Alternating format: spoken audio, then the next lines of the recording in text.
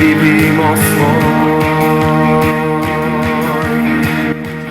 Hola, ¿qué tal? ¿Cómo están? Bienvenidos a nuestro canal Los Hijos de Sadoc. Hoy me gustaría hablar sobre un secreto que esconde la Biblia, un secreto que fue ocultado por aquellos que tradujeron los primeros textos y que se encuentra en el capítulo 5 del libro de Juan. Se trata de Betesda. Betesda no es lo que parece. Betesda tiene secretos, este pasaje guarda secretos, ha sido muy manipulado y hoy lo voy a desmenuzar y vamos a llegar a la verdad. Y quiero que sepan desde ya que Betesda, la adoración a Betesda, la adoración en Betesda, hoy sigue más viva que nunca. Comencemos. A mí me gustaría primero leer el pasaje, es corto y me parece que es importante hacerlo. Dice, el paralítico de Betesda. Después de estas cosas salió una fiesta de los judíos y subió Jesús a Jerusalén. Y hay en Jerusalén, cerca de la puerta de las ovejas, un estanque llamado en hebreo Betesda, el cual tiene 5 pórticos. En estos yacía una multitud de enfermos, ciegos, cojos y paralíticos que esperaban el movimiento del agua. Porque un ángel descendía de tiempo en tiempo al estanque, después del movimiento del agua quedaba sano de cualquier enfermedad que tuviese. Y había allí un hombre que hacía 38 años que estaba enfermo. Cuando Jesús lo vio acostado y supo que llevaba ya mucho tiempo así, le dijo, ¿quieres ser sano? Voy a llegar hasta acá y después seguimos leyendo. Primero, ¿por qué diría hay en Jerusalén, cerca de la puerta de las ovejas, un estanque que en hebreo se llama Betesda? Bueno, podemos inferir que tenía otro nombre, porque cuando leemos en la Biblia, y Jesús fue a la ciudad de Gadara, no dice, no hace falta decir que en hebreo se llamaba de tal forma, porque ya está en el lenguaje del lugar. Entonces, hay que pensar, bueno, ¿de dónde era esta, el nombre de este lugar, de este estanque? Que estanque es pileta, piscina, que en hebreo se llama Betesda. Betesda en hebreo significa casa de adoración, casa de misericordia, más bien, casa de misericordia. Y entonces uno diría, bueno, ¿por qué nos da la información Juan de que en hebreo se llamaba así? Eso primero, lo que tenemos que empezar a pensar y a analizar por qué, a reflexionar. Después, cuando decía que esperaban el movimiento del agua, ¿por qué esperarían el movimiento del agua? Esto no tiene nada que ver con la cultura hebrea. No.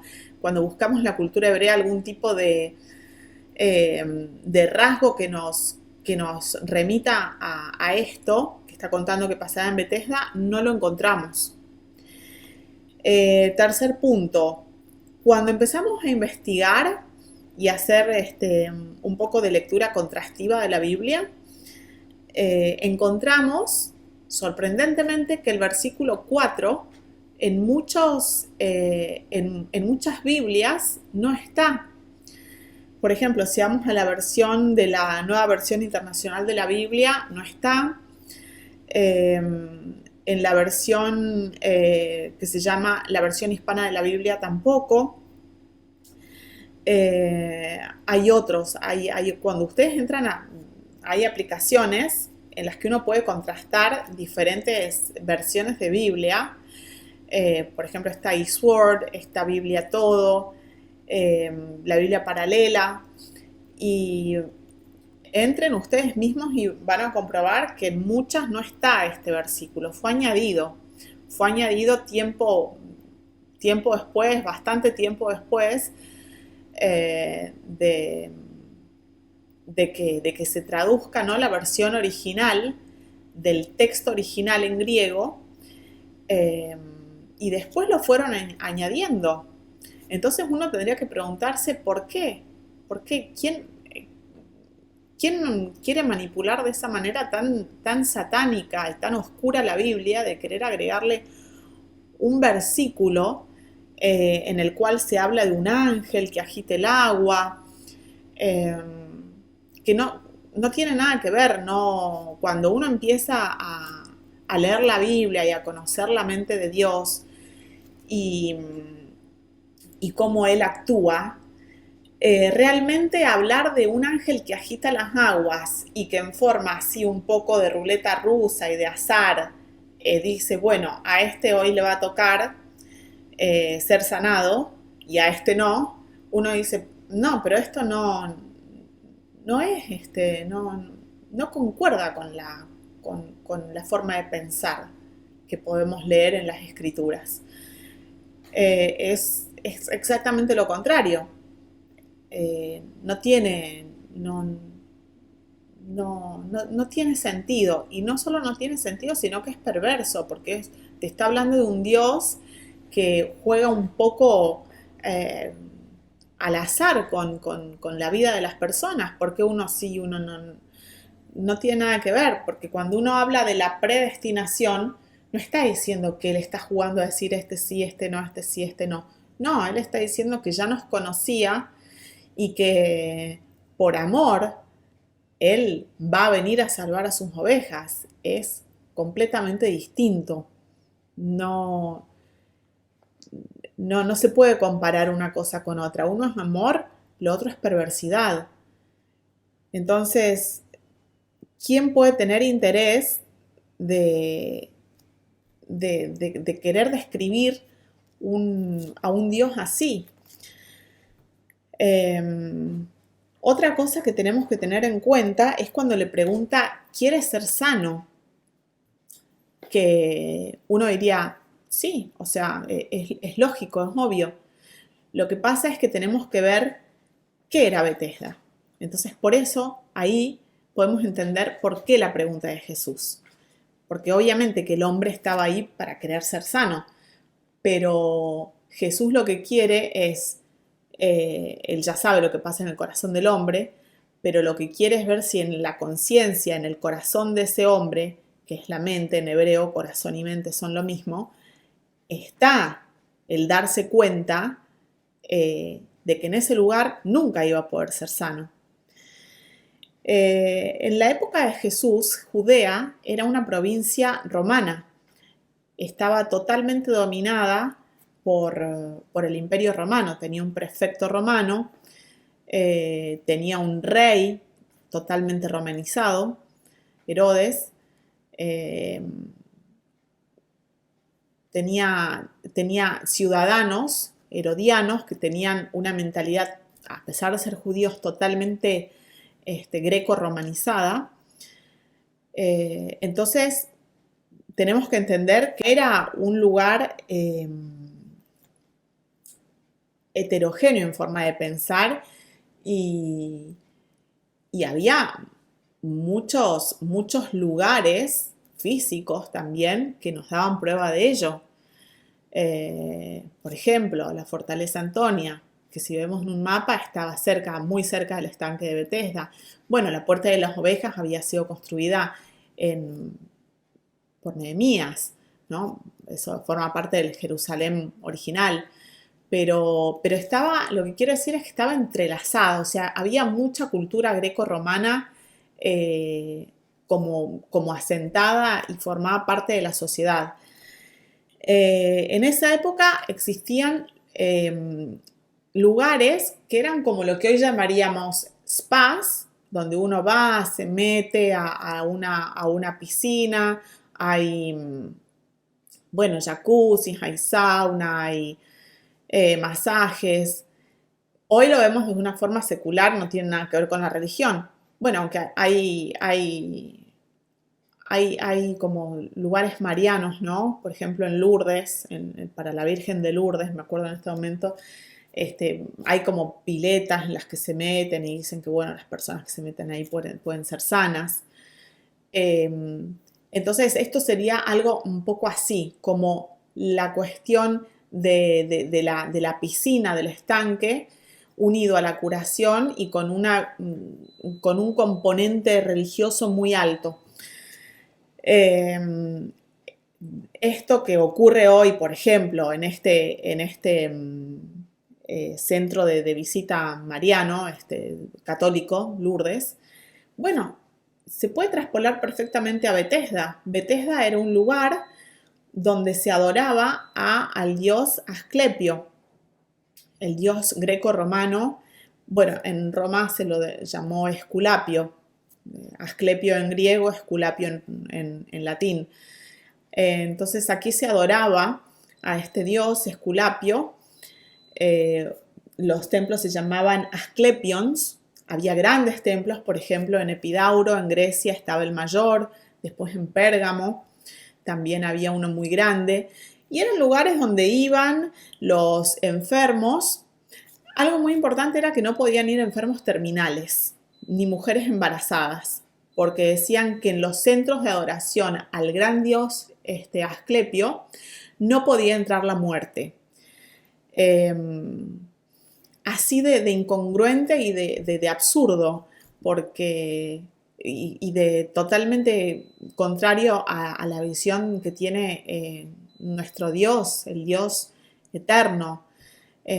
Cuando Jesús dice, yo no he venido aquí a buscar a los sanos, sino a los pecadores, ¿no? Aquellos que necesitan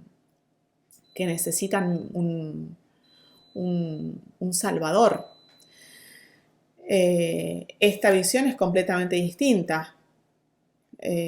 O sea, no podía entrar aquel que de verdad necesitaba la sanación. Era solo una cuestión, digamos, de males, por así llamarlos, menores. Entonces el templo de Asclepio no se manchaba con la muerte, según esta visión completamente pagana de sanación, ¿no?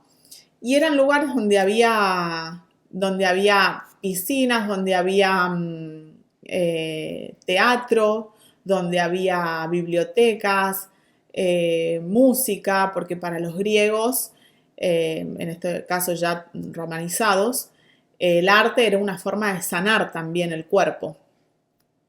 O sea, era la cara opuesta al Dios de Israel y a la cultura hebrea. Era exactamente la cara opuesta. Eso era Betesda. Y cuando uno se pone también a investigar, dice, ¿por qué el movimiento del agua?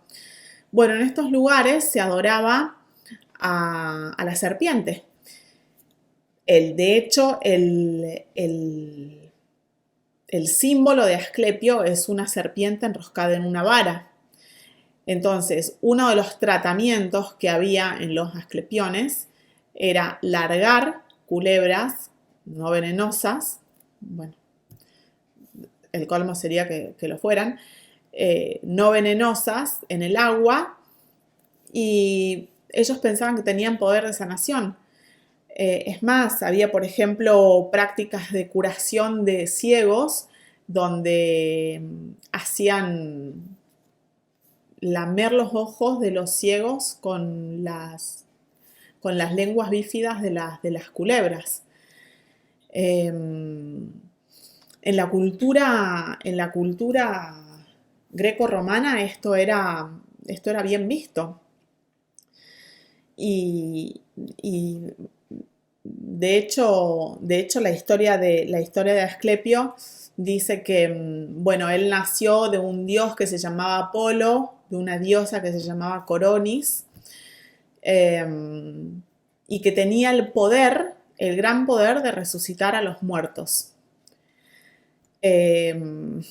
Una vez más, Satanás copiándole todo a nuestro Señor, a Jesús, porque el único que puede resucitar a los muertos es Jesús, o sea, Él nos da la vida eterna. Y en la mitología griega estaba este dios que podía resucitar a los muertos, y estaba el gran dios de dioses que era Zeus, y un día Zeus sintió muchos celos de este gran poder que tenía Asclepio, decide matarlo, lo mata con un rayo, que también nos remite mucho a la historia de Heilel, ¿no? De Satanás, cuando Jesús dice yo lo vi caer como un rayo, y en el libro de Isaías también. Un rayo humillando o tirando a tierra a Satanás, ¿no?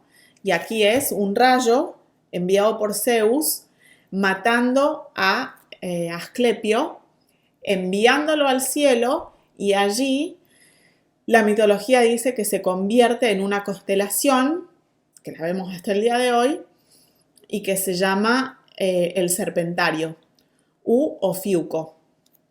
Ese es el nombre de la constelación hasta el día de hoy. Y bueno, el gran símbolo es la serpiente.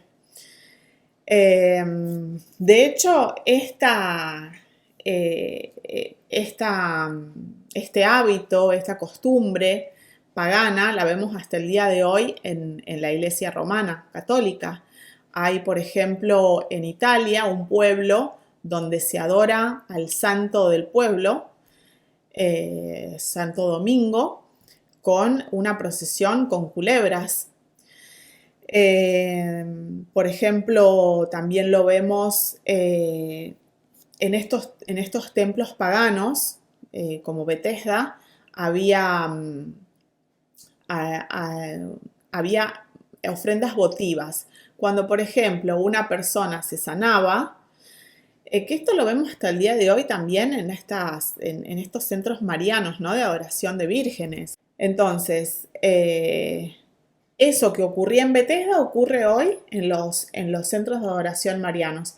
Y también están las ofrendas votivas que ya venían desde esa época y que están en museos de toda la geografía del Imperio Romano, que por ejemplo alguien se sanaba y le hacían una escultura pequeñita del órgano sanado. Entonces hay ofrendas votivas de piernas, de pies, de oídos, de úteros, todos los órganos del cuerpo humano, y que hasta el día de hoy eso sigue ocurriendo en la Iglesia Católica. Hoy más bien en forma de velas, ¿no? Por ejemplo, por los favores recibidos, te doy esta ofrenda, no sé, San Antonio, por ejemplo. Entonces le prenden una velita o le hacen como un dije con eso que, bueno, el supuesto santo les concedió. Todo esto viene del Imperio Romano, del Imperio Greco-Romano. Y aquí en Bethesda lo podemos ver. Otra cosa que nos llama mucho la atención es cuando dice, en el versículo 7, Señor, le respondió el enfermo, no tengo quien me meta en el estanque cuando se agite el agua, y entre tanto que yo voy, otro desciende antes que yo. Algo totalmente anti-bíblico. O sea, la mentalidad la mentalidad que podemos ver aquí es pagana, es greco-romana. Dios es un Dios de misericordia, jamás de que, bueno, otro me gane el lugar, entonces yo ya no puedo. No, o sea, no es una visión, la visión que tenemos de la mente de Dios.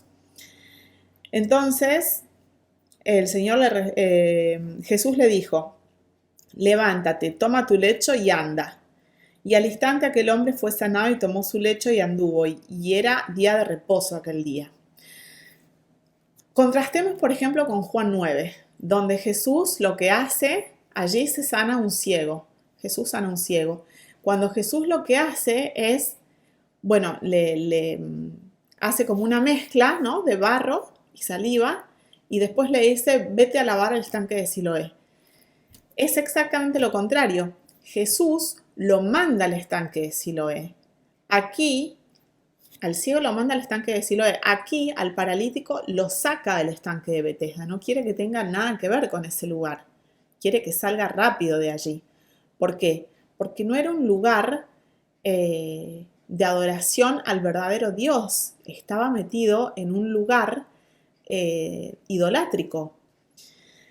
Entonces dice, bueno, allí Entonces los judíos dijeron a aquel que había sido sanado: es día de reposo, no te es lícito llevar tu lecho. Él les respondió: el que me sanó, él mismo me dijo: toma tu lecho y anda. Y el que había sido sanado no sabía quién fuese, porque Jesús se había apartado de la gente que estaba en aquel lugar, porque ese era un lugar inmundo, ese era un lugar de ídolos, un lugar del dios Asclepio. Obviamente que Jesús iba a salir de ahí, se metió simplemente por misericordia y por amor para salvar a este hombre, a este paralítico. Allí después le dice: después le halló Jesús en el templo y le dijo: mira, has sido sanado, no peques más, para que no te venga alguna cosa peor.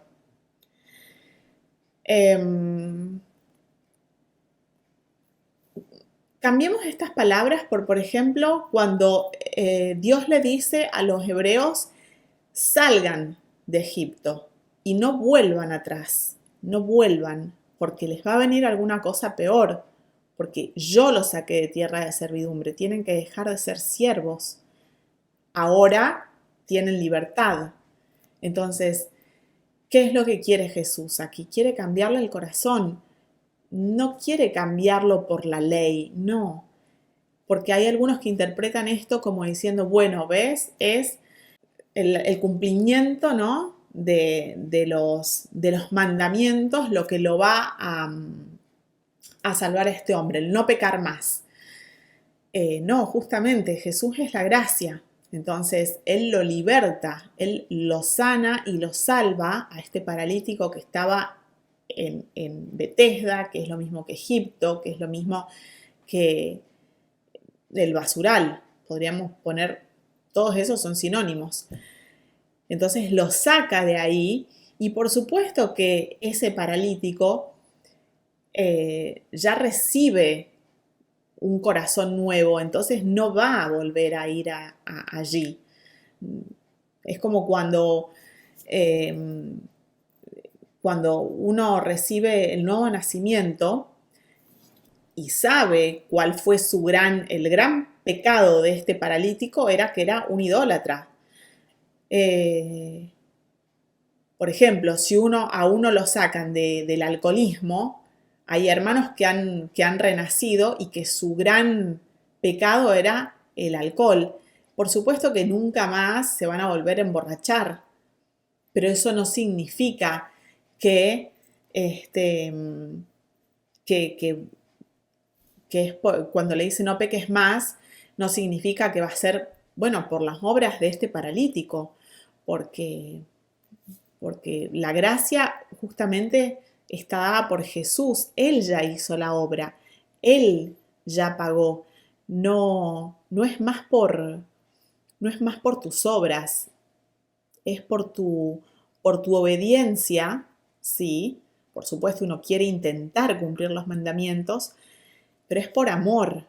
Entonces, de a poco uno va creciendo y uno va intentando como agradar a ese Dios que te salvó. Eso es, ¿no? Un corazón nuevo, un ser hecho a nuevo. No más siervo, en este caso de los ídolos, sino ya libre en Jesús. Eso es lo que significa ya ha sido sanado. Ya el precio ya lo pagó Jesús. Ya Él en el madero, Jesús pagó. Entonces no querramos nosotros, por nuestros medios, cumplir. No, el fruto va a estar dado por ese corazón nuevo que quiere, por amor, agradarlo a Jesús. Otra cosa que me gustaría analizar es cuando dice que este hombre tenía 38 años y que está en el versículo 5. Había allí un hombre que hacía 38 años que estaba enfermo y bueno, allí recibe la sanación. Cuando el pueblo hebreo sale de Egipto, cuando Dios los saca de casa de servidumbre, cuando Dios los saca de casa de Faraón, ellos están 38 años transitando por el desierto. Y es en el año 38 cuando ellos cruzan el Jordán con Josué a la cabeza, que es sombra de Yeshua, de hecho llevan el mismo nombre, salvación, Yehoshua, y es cuando es exactamente lo mismo que le pasa al paralítico en Betesda. El pueblo hebreo sale de Egipto, pasa por el Jordán y recibe la salvación. Y aquí es lo mismo. El paralítico llevó 38 años de su vida cargando con su enfermedad y aquí Jesús lo liberta. El pueblo hebreo siguió pecando, sí, siguió pecando, pero ya era un pueblo libre. Aquí el paralítico siguió pecando, probablemente haya seguido pecando, claro, como todos nosotros que hemos renacido, por supuesto. O sea, somos carnales. ¿Que se volvió a meter a casa de adoración pagana? Por supuesto que no. O sea, yo lo puedo decir también por experiencia de primera mano. Yo era idólatra. Ahora, ¿me arrodillaría delante de un ídolo? Jamás, jamás. ¿Que sigo pecando? Sí, sigo pecando porque todos seguimos pecando. O sea, la gracia no está dada para que no peques más. La gracia está dada para que tu corazón sea hecho a nuevo y intentes por todos tus medios agradar a Dios. Pero bueno, el hombre, su naturaleza es pecadora. Entonces, lamentablemente, eso en este mundo, en esta tierra, no vamos a lograrlo. Recién cuando estemos glorificados, pero es exactamente lo mismo que el pueblo hebreo pasando por el Jordán con Josué a la cabeza y entrando a la tierra prometida. Eso es lo que simbolizan los 38 años del paralítico en Betesda y siendo sanado por Jesús.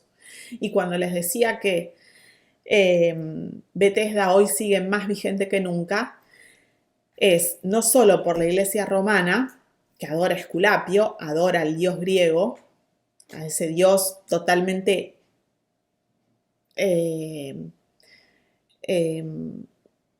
creado por la mitología romana, un dios rubio, de ojos azules, que no tiene nada que ver con el dios hebreo, un dios, el dios romano que conoce el mundo y que no tiene nada que ver con ese dios hebreo. El dios Asclepio hoy, por ejemplo, lo vemos en el emblema de la OMS. Hoy por hoy, junio de 2020, la OMS, bueno, está en boca de todo el mundo. ¿Y cuál es el emblema de la OMS? Es una serpiente enroscada en un palo, que es el símbolo de la medicina griega, greco-romana, que es quien gobierna el mundo y el Imperio Romano, que está en el primer plano. Atrás hay un mapa de la Tierra plana, bastante llamativo. Diría que es una de las pocas veces que Satanás no está mintiendo. Satanás miente siempre, o sea, no está mintiendo, pero está disfrazado, porque quiere llevar su plan, ¿no? Cuantas más almas pueda llevarse con él al infierno, bueno, ese es su sueño. Y entonces el emblema es la serpiente con el mapa de la tierra plana atrás, y todo ese mundo está coronado por la corona de laurel que usaba el César romano. Y el César romano no es otro más que Satanás, aquel que quiere usurpar el lugar de Dios. Entonces, el emblema de la OMS nos da la idea de quién es el ser que gobierna este mundo, que es la serpiente y que quiere ser coronado. De hecho, él es la potestad que gobierna el mundo hoy. Por eso digo que hoy Betesda está más vivo que nunca.